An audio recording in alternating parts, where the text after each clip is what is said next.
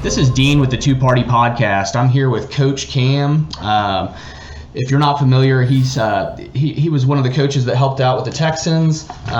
He's got a new e-course coming out. Win the first quarter of your day, Playbook for wealth, health, and success. I'm going to let him introduce himself and kind of give a breakdown of who he is and what he does. He is obviously a mentor and a positive energy for the community where he lives and helps with a lot of the youth athletic and stuff. So I'm going to let him introduce himself, and just that way we can understand who he is and where he comes from. Go ahead, Cameron. Hey, Dean, thanks for having me. My name is Cameron Campbell. I go by Coach Cam. My mom calls me Coach Cam, so it's easier to say sometimes. I'm a Houston guy. I'm very much committed to my city and to helping folks be the best versions of themselves as they can. And I think that sometimes that disposition comes off as vanilla or corny, but there is a lot of validity to it. And so I'll kind of unpack some of my thought process and theories on that down the line. But, I think that similar to a celebrity or a well-known person being born in or growing up in LA or California, New York, and not leaving, that's kind of how I saw Houston. And so I have this saying, they say, if you can make it in New York, you can make it anywhere. I say, if you can't make it in Houston, you can't make it anywhere.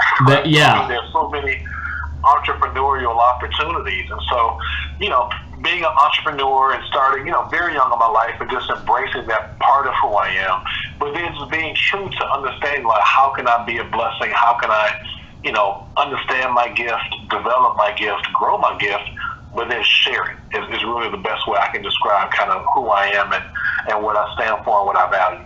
That makes a lot of sense, because a lot of people have great gifts, and what better thing to do with a gift that someone gives you than to share it, and that's really what we're sent here to do, I believe.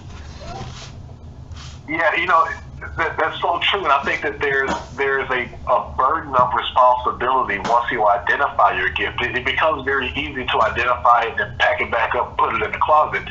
Well, I am a Christian, I'm a man of faith, and so, not only do we owe it to ourselves to share that gift, we also owe it to, our maker and the person who gave us that gift.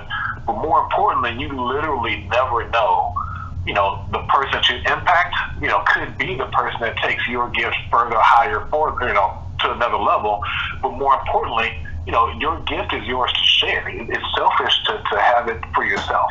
Amen. I agree with that. I'm a Christian as well. I do a little work when I can. It's been a minute, but my buddy owns getoutofthebus.org ministry. It's a double-decker bus here in Tulsa, Oklahoma. They go out every Thursday, and they literally just bring the message of God to the streets and to the homeless, and there's some rough areas here in Tulsa, as there is anywhere in the world that you go, and so they go out and they bring the word of God. They kind of preach and talk to, basically just bring fellowship. They feed, bring pizza and just gifts, and they just kind of help out. And so I agree, you got to share your gifts. A gift is really no good if it's just for the sole purpose of hanging on to for one person. Yeah, there's so much in what you just said, and I think that, I'm really excited about this podcast tour that we're kicking off to make awareness and bring awareness to the course that we're launching. But, in so many of these conversations, there's this just like fluffy story, and it's like, we can talk about all the highlights, but, not necessarily the lowlights, but, the adversities are what shape a person. And you said something that kind of reminded me of an experience I like to share. So one of the people that I wrote about in my book, Alpha Redefined, his name is David Weekley. He's a Houston guy. He's a home builder, and I think he's actually like the largest home builder on the stock market, right? So I think it's a publicly traded company. He's done very well for himself. Nice. Well, I was in a low light of my life. I was in a low light of my faith. I think it was like around 2015, and I go to a weekly Bible study, and this Bible study has like a monthly luncheon. And so just on a gumption, the leader of the Bible study invited me and said, hey, we've got a really cool speaker this month coming up. I think you'll like it. Just come out. And I come out, and David Wickley speaks, and I just respect his business and his success so much. And what makes him so special is he's a servant leader. He's the first person to introduce to me the concept of a reverse tither. So he actually, number one, he donates 50% of his time and 50% of his resources out into the community, be it working with nonprofits, developing small businesses. But one of the things that's he huge. talks about is, it changes what you think success is. Yeah. It's like, no, this is what I should be striving for. Like, this is a life unlimited. And so one thing he talks about is, his goal is to become a reverse tither. And so to trust God to give 90% and to live off of 10. It's like, wow, that is, when you make reference to your ministry, to your buddy's ministry, and just, you talked about the fellowship part. Fellowship is so underrated. I mean, just being able to be human and imperfect with other people around without judgment is special. That's a strong message, and to reverse tide, I've never heard that. That's a huge concept, and really just shows the size of his heart and his faithfulness to our Maker. That's huge. That's amazing.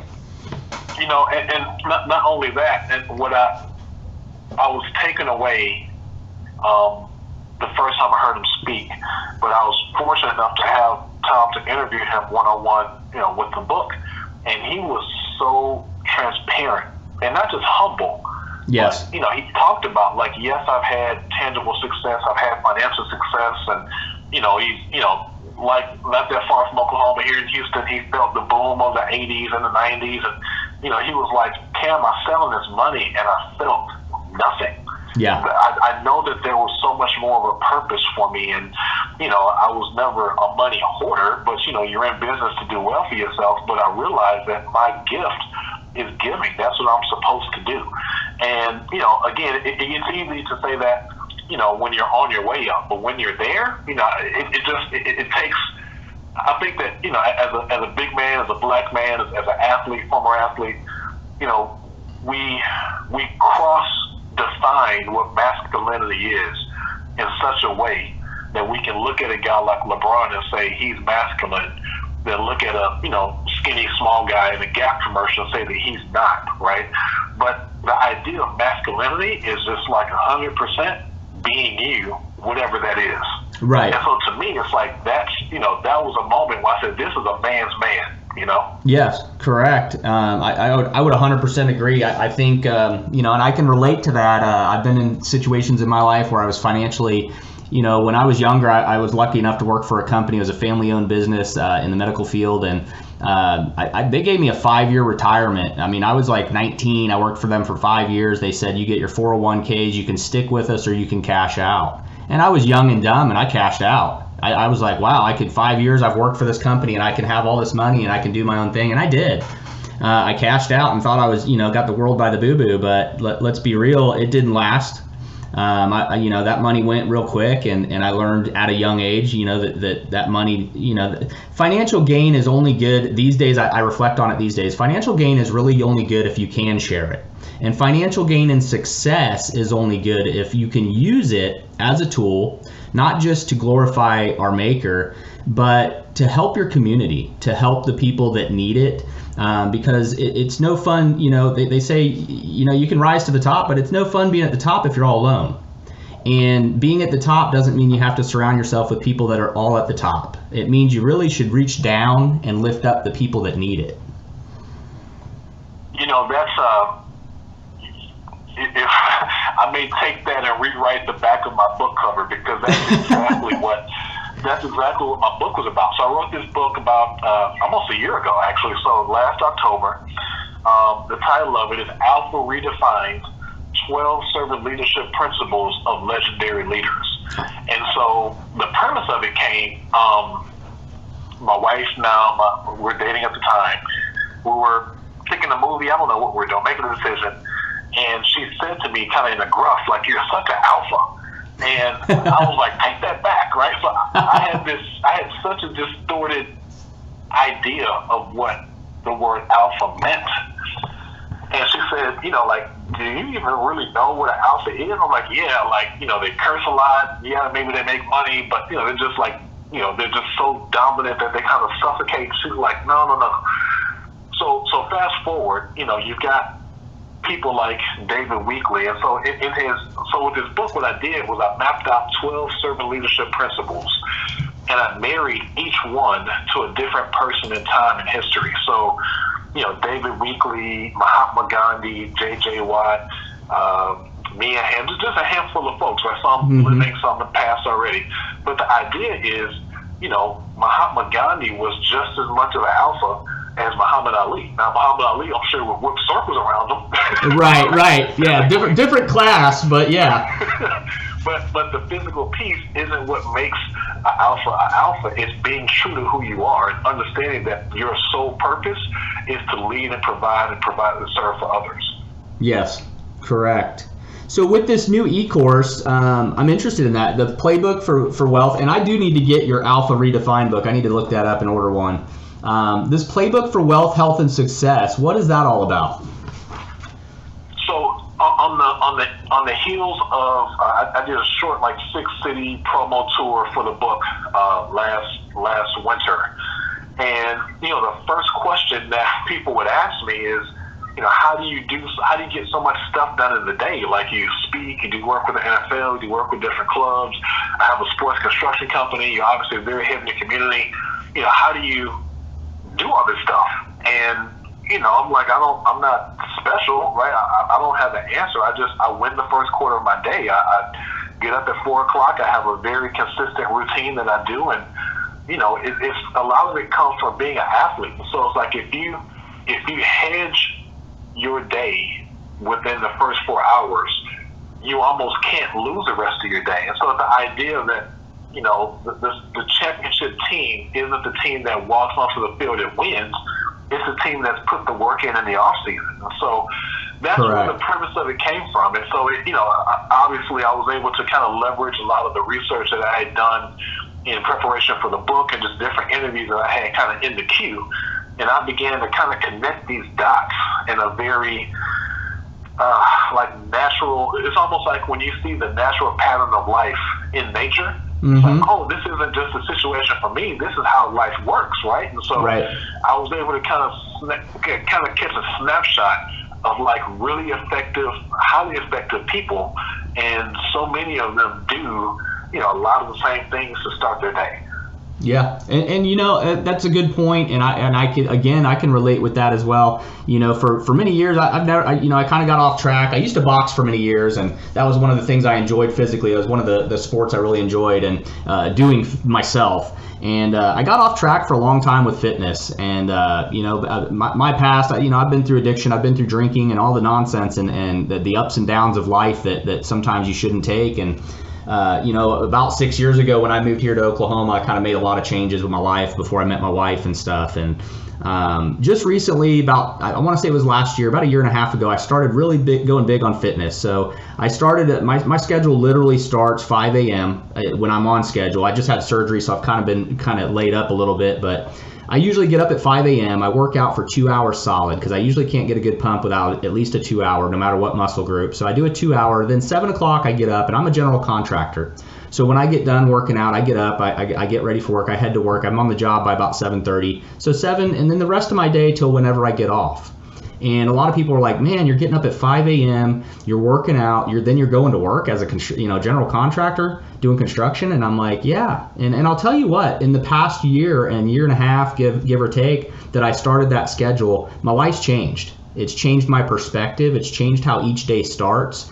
It's given me new vision on certain things like this podcast show and a lot of the different aspects and things I want to do. Life's short. I'm 44, and I really want to make changes, not just for myself, but I want to make changes in the people's lives around me. And so I can relate to that. When the first quarter of your day makes sense when you say it, and you explain it the way you did. Well, and you know, a part that you made reference to that I have to second is, you know, most times our greatest discoveries come from pain points. And so, you know, I shared that 2015. You know, 2015 for me, I call that time of my life the abyss. And so, I had a lot of success coaching. I was the winningest coach at the school I was at. And my school leader comes in and says, "Hey, you know, coach, you've done well." I was athletic director. I was the youngest head coach in the city by, you know, maybe 2 or 3 years. I was the youngest athletic director by like 15. I mean, just ahead of kind of the point you made earlier about, you know, kind of early success out the gate. And so she says, "Hey, you know, this stuff's going great, but we're going to repurpose or reformat our school admin structure, and your position is now going to be essentially like a counselor, a school counselor is now going to take over, you know, interscholastic athletics. So you can stay and coach, but, you know, like, you're going to be doing PE." Wow. Yeah. And so it's like, well, no thanks, right? Like, I'll bet on myself. I'll move on. Yep. But the challenge with that deal was I was not in financial, like, so what should have been a bump in the road knocked me completely off the track. Right. And that was the beginning of what I call my abyss. And so, you know, again, in transparency, I'd walked away from my faith. You know, God definitely did not walk away from me. But I was so hurt, so disappointed, mostly because, you know, yes, I had strung up a lot of wins. I wasn't done. Like, we were building a community. The school I coached at was a deeply underserved school. And, you know, I say jokingly, like, the demographics, it was 85% Hispanic, 14% Black, and like one lost white kid that didn't know. And so it was like so much, you know, so much work, so much healing. So, you know, I mean, these kids literally hadn't seen success. And so, you know, teaching them how to be successful through the vehicle of athletics, you know, I look at it now like it was my mission work, but and it was cut short. And I was resentful, I was hurt, I was bitter. And so, you know, kind of parlaying the experience I shared with you with David Weekley, you know, that time for me was the unhealthiest. I was 300 pounds. You know, I mean, you're in Oklahoma, you got Whataburger. I mean, there was no Whataburger that I didn't stop at. You know what I mean? And so, you know, to your point, where I'm going with that is, you know, in the depth of my abyss was the beginning of rebuilding myself. And I remember so well the bottom for me, or the beginning of the rebound. So I just sold my house. It was about to get foreclosed on, so I had to sell it so I didn't lose it. And, you know, creditors were calling, just, you know, that rat race, right? So I had a former Houston Rocket who I, you know, had known through some community work that we'd done together, and he heard that I kind of fallen on bad times. And so he had invited me to come and coach, be like a guest coach at his camp, which was a great opportunity and, you know, paid well and all that kind of stuff. Well, you know, it was 65 miles round trip. And so while it was a blessing, I was looking at the gas can every 5 minutes like this. You know? And so I read the book, or I listened to the audiobook while I was driving, and it was The Secrets of the Millionaire Mind by, I think this guy's name is like T. Harv Eckler. I may get the name wrong. Right. And what he began to point out was, you know, here's what rich or wealthy people, here's how they think, here's how broke people think. Right. And every time he said something, I would clutch my pearls. So I'm like, well, this guy's talking about me. Right. He's talking to my heart. He's talking to who I am right now. I just got to know he's in my truck. And so, my biggest takeaway from that book, and it was a good book, and, you know, I love self-help, I love personal growth and discovery. I do as well. But the biggest thing was poor or mentally broke people. And I don't ascertain like pointing people out as rich and poor, but making a habit of those who have versus those who are trying to get there. Yep. Is, you know, those who are trying to get there see the problem, and the problem is always bigger than them. Mm-hmm. Those who have figured it out understand the problem is there, and yes, it may suck, but there's nothing I can't figure out, and there's nothing I can't learn. And that was the beginning of, you know, you made reference. I got to get I played at between 245, 260, you know, in that kind of 15-pound range. Mm-hmm. I'm 300 pounds. I'm coaching kids. I'm sweating during warm-ups. Like, you got to get yourself. This isn't who you are. Yeah, it's not the dream you pictured. It's not. It's not the person that I see when I look in the mirror. So I literally began to rebuild myself, starting with working out, starting with my diet. And it's funny, you know, kind of to echo what you said, pretty soon my faith came along. My faith came back. Again, not that, you know, God never left me. I abandoned him. So I had that reckoning with him. And it began to kind of shape, okay, what are you supposed to be doing? Yes, that job was taken away from you. That doesn't mean that your gift is no longer valid. And so that year, again, facing these financial hard times, I started my turkey drives. And, you know, a bit of my backstory, I grew up in a pocket of Houston called South Park, the south side of Houston. And it's, you know, it's not the worst neighborhood, but, you know, like, we want to raise kids. And so my parents kind of did like the Fresh Prince thing and, you know, like moved to the suburbs. So there was always this, honestly, insecurity in me that said, you know, had my parents not moved, who would I be? You know, what opportunities I know that I was afforded here would I not have been afforded, you know, had they not moved. And so, you know, I started a GoFundMe. I reached out to everyone that I cared about, everyone that loved me, and I said, hey, you know, whatever money you've got, just pitch it in. And, you know, this is, you know, every dollar that goes into this is going directly into buying turkeys. There's no pitch. There's no nothing. Just, you know, I don't have a lot, but if I can learn to give and serve when I don't have much, and keep that trait, then I know that as I begin to rebuild myself, that I'll be blessed. Yes. And that was really the beginning of, you know, of rebuilding myself. Yeah, and it doesn't take, people don't realize it doesn't take money, it doesn't take a lot of stuff to give. I mean, it honestly doesn't. You know, I say it all the time. I make posts on my personal Facebook page all the time. Like this morning, I'm just starting back working out. I did leg day today. I'm dreading it, but I did it. And one of my posts was 8 a.m. legs, and then I just give an encouraging message that, you know, throughout your day, no matter what you're doing, reach out to somebody, stranger, doesn't matter who it is, but reach out to somebody, because you're not only possibly going to save their life, you're possibly able to save your own. You know, people don't know where each person is in life and where they're struggling emotionally, let alone spiritually. And so you got to kind of reach into people's lives, no matter who it is, and take every opportunity to do it. It doesn't take money. It doesn't take, you know, donations of material objects. It takes a smile. It takes a handshake. It takes a hug. Yeah, you know, that's so spot on. And I think, you know, just to kind of tie it back to David Week, it took him putting his ego aside and being transparent to, you know, to get me back on track. It literally took him 30 minutes of sharing his testimony. Yeah. Right. Yeah. So, you know, a very wealthy person, a well-known philanthropist in the city, who I'm sure gets called upon daily, right, to support different causes, just simply changed my life by sharing his testimony. You're right. That's huge. So you know, you're big on self-improvement. I am too. And you're big on business and entrepreneurship as well. And you started this charity. And so that charity you started around 2015, am I correct? And then it's still running? Yeah, so actually, this is the unique thing about it, right? So kind of going back to, like, if you can make it in Houston, you can make it anywhere.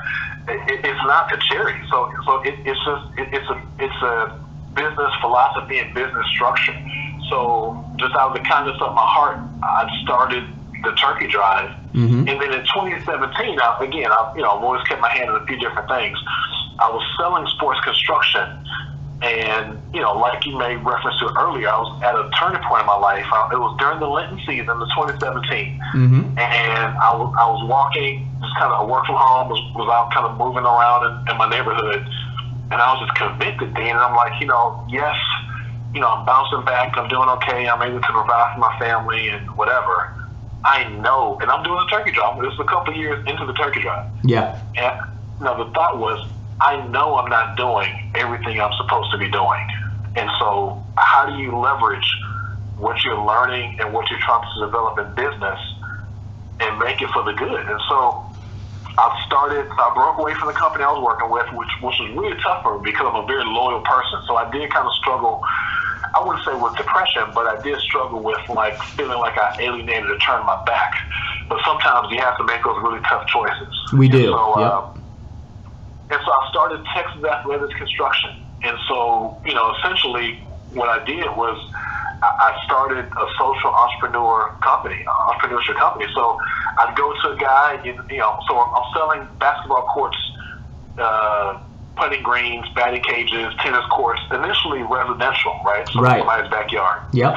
So I go to a lead, I go to a sales appointment, and I say, okay, Dean, this court's, roughly $30,000, but I tell you what, I'll sell it to you for $27,000 if you go write that nonprofit a $3,000 check. Right. I'll go partner with that nonprofit and execute the community work that I know I'm supposed to be doing anyway. Right. Yeah. And and now you've got your court, and I'm happy because not only have I completed a project, but now I'm that much closer to getting the work that I need to get done. And what it was not intended to be was a unique value proposition, but that's exactly what it ended up being. And so, before soon, I was able to make headway, as a startup against some of the bigger competitors in the area, because if our pricing is the same, if our quality is the same, why would you not go with the guy who's doing good work? And oh, by the way, at the end of the year, I'm getting a tax letter from this nonprofit because I made this charitable gift. Right. And so, so that's how I was able to start the scholarship and, Coach Camp Christmas Wishes and just a lot of stuff was just kind of, H-Town ingenuity, just trying to figure it out. That's truly amazing, and it's basically, instead of a charity, I guess, more of a community initiative. I mean, you're really just giving back to your community via also helping build business, as well as you're also setting an example for those that are involved or around you, the youth especially. Yeah, and that's a lot closer to what it is, and it's funny that you mentioned the youth thing, because I'm sure like you, when you flash back, all you knew was that guy's rich and that guy's poor. You had no way of like quantifying like why I like this guy or why I look up to this guy. Yeah. And as I still work in the community, you get the assumption of, oh, this guy's super rich and he's got it, and it's like, no, you don't. Exactly what you were saying about David Weekley. I don't have to shell out $10,000 to make an impact in your life. Never. But I can swing by your school every other week and have lunch with you. Right. So the willingness to be hands-on with those that are in need, is really the most important piece. Yes, I would agree. And then I want to touch base. I'm looking at my notes here that I've got, and I want to touch a little base on Black culture. Obviously we've got a lot going on in our society today in this day and age, and people of faith like you and I guess we see things through the goggles that God gives us to look at when we're faithful. And so how do you feel on the Black culture of today, and how do you feel throughout your life? What's been your perspective on the Black culture? I think that this is our generation's civil rights era, and I think that while some people don't love protest is not designed to be comfortable, right? And so, our founding fathers pouring tea over the Boston Harbor was painful to somebody. Yeah. Right. Like, that was an inconvenience. And so I think that to see as vocal as the civil rights movement has been, to see places like the NFL have Roger Goodell come back and say, like, you know what, I probably didn't understand or was not really listening with open ears to what you were saying, Colin Kaepernick some years ago. I'm sorry about that. Or more importantly, I don't understand where you're coming from, but I'm willing to listen and learn. Goes a really long way versus, it's easy to separate people, right? So, Dean's from Oklahoma, Cam's down here, you got this, I'm left-handed, you're right, we're not alike. Well, the fact of the matter is, I believe as Americans that we see life 80% the same. Correct. Right? So we want to provide for our families and the folks we care about. We want to have the pursuit of happiness. We want to live a great life. Now, how we go about doing those things may separate, like small little bits, right? But right. for the most part, we're on the same page. And so I think that, being a large black man in America is one of the scariest things that right. you can do. And obviously it's not by choice. Right? And so, I think that creating awareness for caring for each other goes a long way. The first time that I had a gun put on me was kindergarten. Getting off of a bus, a kid, thinking it was funny or whatever, put a gun on me, and I was too young or too dumb to be scared or run. I didn't know what to do. Right. More in shock. Right. The last time I had a gun put on me was the summer of 2016. I was in a suburb of Cleveland. I traveled up there to speak. It was a day or two before the Republican National Convention. There was just a lot of, energy, right? So, right. Well, I don't want to make this an overly political thing. I mean, Trump was kicking up his Trump, right? This is right. Can flash back. It was just the more egregious thing he could say, the more people loved it. Right. And so I'm driving this little soda can, this little tuna can car, rental car, and I'm speeding. I don't. It's a small town, speeding. I don't know. I can take responsibility for that. Yep. I know the speed limit. So this itty bitty little cop, this little white lady gets out, and she draws down on me. Oh, and no. I'm scared. I'm fighting tears. I'm upset. I've got the Progressive app pulled up on my phone. I've got my license on the dash. I mean, my hands are on the. I'm trying to be as non-threatening as I can. Correct. Understanding that I'm probably physically imposing. I can't control that, right? And so she comes down, drawn down, and I'm literally like fighting tears through my teeth. Or like, this is not how I want to die. No, and nobody should ever have to die at the hands of an arrest or anything, whether it be being pulled over. That's kind of where my opinion is on this whole thing. Is nobody needs to die to be questioned. Nobody needs to die over breaking the law. Their actions dictate where that can go. We know what the results of breaking the law gets you, which is in jail. But nobody needs to die for that. Yeah, no, you're right. And so I'm through my teeth, I just ask her like, but why do you have your gun out yes. before you even speak to me? Right. Yeah. Said one single word. And she's like, well, you're really big? I'm like, well, maybe you should be a security guard. Right. Maybe you're in the wrong job. I can 100% agree with that. It's funny even to laugh at it now because that was, but the other side of that, Dean, is, for every situation like that where the person, is doing something wrong or has a warrant, whatever the case may be, I can say, experiencing it myself, it is so extremely hard to control your emotions. Yeah. And, I make the argument that I don't know that cops, I don't know that there should be career-long police officers. And I'm not saying I have this whole thing figured out, but I have like several friends, very close friends that are cops. And when you have these off-the-cuff conversations, it's not, you don't get to the awareness that's required for them to make it home every day. You don't turn that off. Correct. Right. And so, you finish your shift and now you're, again, in the line at Whataburger. And I had a friend tell me, like, yeah, you look in your rear view and you start looking at plates. You're not even in your car to run the numbers. But, you're just kind of hardwired. And so, saying all that to say, I think that these are the conversations, as it ties back to, what it feels like to be black in America. These are the conversations that I think we need to have as a country. And so, maybe the answer is, there's X amount of time you need to do on the street beat, and then maybe move into other parts of policing and keeping our community safe.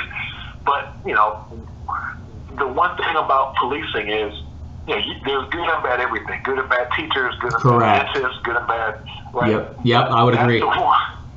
That's the one position that, if you get it wrong, it's probably really, really not good. Correct. Yeah. It's a tough one, and I 100% agree. I think we are in a civil rights movement. I think when you bring into the police into a civil rights movement, and that being kind of what's driven this situation we're in now with our society and what's current events, it is hard to. We do need to reform the police. I mean, that needs to be said. I mean, we have problems, whether it's good or bad. We don't want to just everybody's bad because one bad apple, of course, but there does need to be some reform. And like you make a very good point. You have career law enforcement, and each one needs to be judged individually. They need to be evaluated a lot to make sure if an officer's in a lot of shootings, or let's say he's just in one shooting, psychologically that affects people. We know how trauma works in our lives. We know how trauma works in general, post-traumatic. At some point, you can't just be a 50-year law enforcement officer and see a million shootings, or be involved in a million shootings, or be the one that shot a bunch of people and be normal. There's emotional problems that come up and arise, and so I would agree that we need to reevaluate that stuff. Now on the other side of it, looking at the civil rights side of it, at no point in time should you or any black person or any person of any culture, period, be in fear for their life because they're being pulled over or being questioned. Now I understand fully there's criminals out there, there's people breaking the law, and they know they're breaking the law. And they kind of know what's going to happen when an officer pulls them over in the middle of committing a crime. So those things kind of change the dynamic of what law enforcement has to face, but it doesn't change the fact that no matter what color a person is driving that car, they should not be looked at any different. We're all human beings. Yeah, no, I agree with that. And I think that, this summer, and it feels like you say this every summer, right? But like this summer was so polarizing as it pertains to that. And I just kind of say this to bring my thought to a close. So after, a couple of police shootings, and there's so many names that you kind of have a hard time keeping up, but after George Floyd, who, is from Houston, for, a few weeks later, there was a shooting in Atlanta, and then there was this old, kind of like this cuddly, cute old white guy, like a buffalo. Like, he looked like, do you remember you remember the guy in the Six Flags commercials? Like, right. Right? And the police, mow him over. And to me, all three crimes are egregious. And so to me, it's like, well, in the George Floyd thing, obviously terrible, right? The Atlanta thing, the guy was drunk in the drive-thru at Wendy's, and just an old guy in Buffalo breaks your heart. But in all three instances, my thought is there's 20 other ways that those situations could have been diffused, right? Yes. So if the outcome could have been better. Exactly. So with the Wendy situation, the cop could have took the guy home. The cop could have put the guy in the Uber. I mean, there's 20 different ways to get a drunk guy out of line at Wendy's. Yes. And then even, with the guy in Buffalo, I mean, the Six Flags guy doesn't seem like much of a threat, but we don't have to, right? And so what it turns into is, there are good people who are police agents and in that space who are just simply following the rules of the manual. So maybe we need to relook at the manual. Correct. Like maybe this thing is outdated and it's time to revisit. Yeah, I would agree. And if you analyze that and put it back into sports, even, I mean, you guys have to change your playbooks and your rule books all the time to be coaching, and it's the same thing when you're basically a leader. And so in law enforcement, it needs to be the same. There needs to be some reevaluation on how things are working, because when innocent people are dying, good or bad, just taking lives is not acceptable. And that's kind of how I feel. Let's get more into your sports. I want to talk a little bit about your sports career then. Let's talk a little bit about that. So you were a former college football player, a former head coach, an athletic director. So let's get into some of that. Tell us about that. Yeah, so I played football at the University of Houston, and I played on people nowadays think of Houston and Kevin Sumlin and Art Browse and all these prolific, just really, really good teams. Tom Herman just rocking and rolling. Yep. I played at U of A. So I was on the 2001 team. We went 0-11. We lost every. We lost to Rice. We lost to Texas. We lost to LSU. That was the year of 9/11. So we were supposed to play Georgia. We played them at the end of the season. Remember, they canceled all the games like for that week. Yep. Marquette didn't have football. We lost to Marquette. we lost to everybody, and that season taught me what sacrifice truly is. And so I'm a redshirt freshman. I'm traveling some of the games, and I remember waking up and going to a 5 a.m. workout, and I didn't travel that week, and we're going to go play Louisville. So that weekend we come back to the Sunday walkthrough, and I pull my position coach aside, and I say, Coach, like, I don't, I'm not one of those, like, I'm a hot shot, whatever, but I'm like, what am I doing here? Like, I didn't travel. I'm not traveling on an 0-7 team. Like I was recruiting other places. Like, I'm not supposed to be here. Right. And it wasn't like a, Lonzo Ball, like, pay me, or either that wasn't the disposition. I was just confused, Yeah. And he said one of the truest things. He said, you're here because you're supposed to be here. And, I don't watch Star Wars. I'm like, is that like some Yoda? Like, what is that? Like, right? And so, what he meant by that was, if you can learn how to fail here, you can learn how to succeed in life. Yes. And ironically enough, that coach, that staff got fired, and that coach kind of bounced around a college or two. He coached tight ends for the San Diego Chargers, and he coached for the Atlanta Falcons. He actually won a Super Bowl in 2015 with the Denver Broncos. And I think Nice. he's still coaching now with the Bears, I think. Huh. But just the point I'm making there is, like, athletics absolutely is an external educational system. You can learn more through athletics, I think, than almost any other learning space.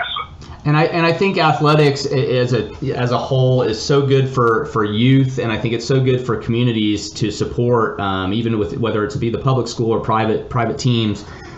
It really does, like you said, it teaches so much value as far as success and loss, and working toward resolution on conflicts, and to teach kids how to work together, win or lose, is something that we needed when we were youths, and we need it now. Oklahoma plays big time football. Like I joke. I tell you this. I do joke with people like, Texas drive Fords and blonde people drive Chevys, and Oklahomans drive Dodges, right? I say that jokingly, but you guys are big time, football as well. I actually live in Katy, Texas, right? So like the back end of Katy High School, and the stadium is about a quarter mile from my house. 17,000 people the stadium holds. Yeah. Right. So you thinking about a high school sophomore, high school junior on varsity, jumping off sides on 3rd and 2. Yeah. In front of 17,000 people. That's crazy. I'm so convinced that if a kid can learn how to fail in front of 17,000 people, yes, he can learn how to succeed in front of everyone. I mean, I think that, athletics is such a great teacher. I think it's the ultimate teacher. And kind of going back to, the civil rights thing, it's one of the few things, athletics and music that brings us together. It doesn't matter what side of the aisle, what ticket you're voting for in November. If you like to watch LeBron do his thing, we're sitting next to each other cheering, not knowing what our values are. Right. As fans, sitting next to each other. Yeah, correct. And at the same token, it just, extracurricular activity in sports is really, I think, if you look at perspective-wise, it's kind of the first step of our youth and our kids learning about how to handle things on their own in the real world. So it's the first time where we have to sit on the sidelines and push them out onto the field and allow them to live their life. And so that's kind of the perspective I see it in. My son, he started wrestling, and now he does jiu-jitsu. He's been doing jiu-jitsu barely a year. He did wrestling for about 6 months. Now this kid just blows my mind. He went in. I accidentally, being the bad dad I am, I registered him into a higher weight bracket the first competition he had. So he was going against kids at his weight, but they were up to like 14 years old, and he was 10 then. Well, he was 11. And so the poor kid, I put him in this bracket. We didn't know, they wouldn't let us change it, and he went in there and he took gold. And that was his first competition. And then he just had another one just recently, and he took gold and silver on that. The kid just excels, but in perspective-wise, it really is the first time we get to push our kids into the real world where they decide things for themselves.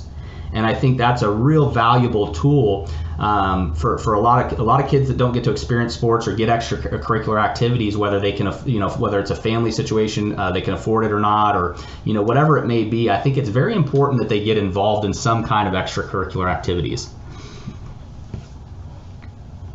The amazing thing to what you said is, had your son not had that success, in that first competition, this may be the first time he has to look at himself and say, hey, I don't know who I am, right? I'm not, when I was always very good at math. I'm such a good speller now because I failed so many spelling tests in the kid.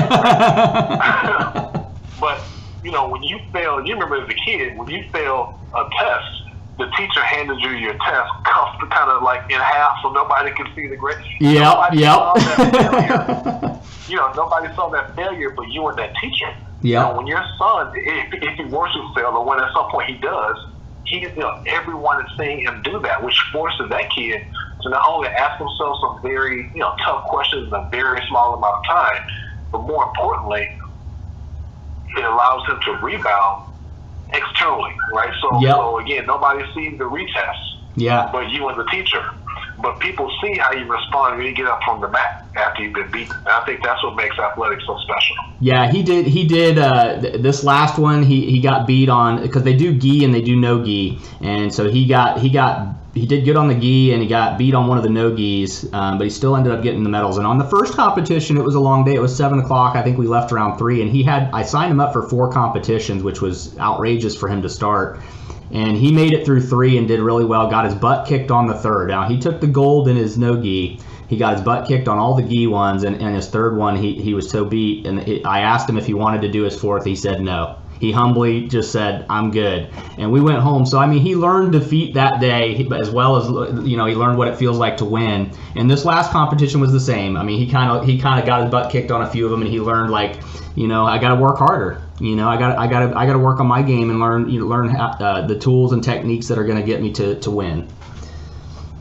It's amazing in that story that you've introduced your kid to the growth mindset without having to read a Carol Dweck book or having to pull from academic. Not that I'm belittling academia at all, but like your son was forced with challenging himself and conceding on that fourth, but being okay because he gave everything he had on the first 3. I don't have anything else left to give. He truly did, and the kid's got such a big heart, and it's funny that you mentioned about the sport, the educational side of things. He is a bookworm. He is, that was between wrestling and that first competition with jiu-jitsu. That's really been his first initiatives into sports, and his first really, stepping outside of reading books, stepping outside of kind of, for lack of a better term, being the nerdy kid, And he really went out there, he performed, he gave it his all, and he had some of these 14-year-old kids mad at him because he went in there, I put him in the wrong bracket, and he ended up taking the gold in their bracket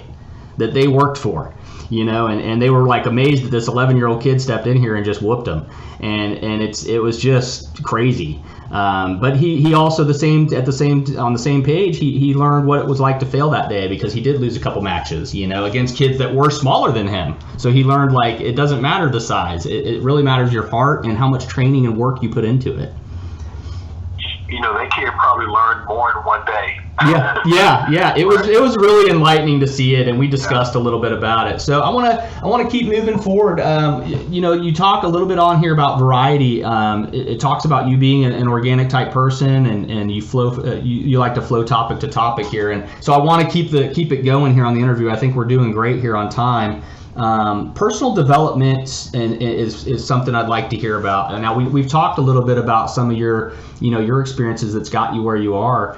Tell me more about what you see in the future, for you. I know you have a lot going on, and the E stuff will definitely help. That E-course will definitely be something that'll probably open new doors for you. But what's your vision for you, for Coach Cam? Where do you want to be? Where do you see yourself in 5-10 years with all the stuff you're doing right now? I'm a natural creative, and I'm very honest about my weaknesses. And my weaknesses typically are analytical, kind of small, detailed, granular. And so I've spent over the last 18 months just sitting in the weakness of you're kind of going back to the Mamba mentality with Kobe, right? It's like sitting in my weaknesses. Mm-hmm. And the reason I share that is, as I begin to, perfect, my business craft, my goal is to leave systems behind that allow me to literally just create and, create content, create experiences, create moments. I have an ambitious goal. So you say 5 years. I, as a Texan, and a very, very proud Texan, like profoundly proud, I have to concede that, we're not the most dominant high school football state anymore. And not to keep bringing us back to athletics, but, right. What I want to be able to do in 5 years is just solve really hard problems. And so for me, because I'm blessed, I have a chance to travel to speak and, just travel overall with work and life, you get to see, the way other systems, other states, you see how California's, interscholastics are set up, and Florida's and Colorado's, and, where I'm going with that is I want to be able to solve really tough problems. Like, how do we make Texas athletics number one again and forever, right? So some of that may be overhauling, UIL and some other systems, right? Mm-hmm. I think that I have this theory. It's not proven, it's not scientific, but I want to find a small town or like county, and I think that if we change our mindsets, I think that we could like eradicate homelessness. Right. Right. And so it's audacious, but just kind of hear me out. If you look at like a small town, a 2 high school, 1 Walmart, size town. Right. There's a guy working at Whataburger who's frying fries, who, if he busted his tail, could probably be a cashier. Mm-hmm. He's not good at math, but again, working on your weaknesses. There's a cashier who probably just is missing the leadership skills to be a manager. There's a manager who probably has the leadership skills and the vision, but not the capital to start her own restaurant. Right. So you can kind of climb up and up and up. And so, where I want to be in 5 years is to be in position to just make the world a better place by sitting in the problems and being honest with the problems we face. And so, kind of going back to that small town example, I'm just so confident that if we provided the resources and the incentive to get that fry cook to the cashier, right, that cashier to an assistant manager or manager, and the resources and support for that manager to start her own thing, there's a job now as a fry cook. So right. The homeless person who can't find a job, guess what? We got a job for you, buddy. Yeah, you've created a job for the fry cook, but you've also created a woman who now can move up with a business that could create even more jobs and opportunities for others. Exactly. That's huge. That's huge. So spiritually, where do you see yourself? It took me a very long time, and I'll be honest, I'm not fully comfortable, like, the word ministry is so intimidating to me, right? And so just, giving and serving and the stuff I do in the community, it is my ministry as I now understand what the word truly is. Like, it's not ministry, it's not physically in a church, No, not at all. Clerical structure. That's not, so it's you in your space doing what you're supposed to be doing. Correct. For the glory of God. Correct. And I think that, as the Alpha Redefined series, as we continue to push those out and just continue the message, I'll be honest, you may be the first or second person I've shared this with. the end of the book, so the concept of alpha redefined is debunking what we understand the definition of an alpha to be. And the end of the original context of the book was Jesus is the ultimate alpha, right? Mm-hmm. So, being an alpha is riding in on a donkey and flipping over, tables of people gambling at money exchangers in your father's house, and having the audacity to live, while your ministry was short-lived, it was radical and audacious and unapologetic. That's more than Pontius Pilate, more than Xerxes, any character you want from the Bible. Like, that's being a quote-unquote man's man. Right. I think that, where it comes to my faith, it's being able to have the conversations about what an alpha truly is, about how awesome, like Jesus was a bad dude. Right. You know what I mean? It's like you kind of see the soft blue eyes and the hair. Like, no, like that guy didn't take much crap. No. And so I think that, if we can, I don't want this to come off wrong, but if we can humanize Jesus, not as like this perfect thing that floated on water, but a man who struggled, a man who was hungry, a man who grieved over his friend's death, right? So he was actually much more of us today than I think we realize that he was. He almost set a better example of being human than our society as we do. Yeah, well said. Yep, exactly. I would agree. Well, I'm going to go ahead and wrap things up here. Coach Cam, it's been amazing having you. I've been looking forward to this interview all weekend, so I really have been kind of being your stalker. I've been looking at your website, your Instagram. I really have been kind of researching because I was really digging what you initially sent me to talk about, and now talking to you, it's been great. I love the discussion. I love where your heart's at. I think you're really, I see a vision for you doing great things and continuing to do the great things that you've already started doing, and I see them flourishing, and any way we can help you to promote and any way we can help you in the future, we're here for you, and we'd love to have you back anytime. Is there any websites or anything you'd like to go ahead and throw in there so that our audience can hear and other people can hear where to get maybe your book or other things? Yeah, so you can grab all of our products, the book Alpha Redefined, the online course Win the First Quarter of Your Day. Those can be found on CoachCamCourses.com, and then on all social platforms, Coach Cam Cares. Awesome. Okay. Well, I'll tell you what, it's been great having you here, and I'm blessed to have this conversation today. I think this conversation's kind of opened some doors in my mind of things that maybe spiritually I need to look at, and just kind of different avenues where I'm at entrepreneur-wise. So I'll definitely be checking out some of these courses, and I know I definitely need to get a hand on the Alpha book for sure. Go ahead. Yeah, no, thanks so much. No, I'll be sure to send you one for sure. Yep, for sure. I got to get my hands on it. You have a great day, and again, anything you need, you just let us know. Awesome. I appreciate it. Let's stay in touch. All right.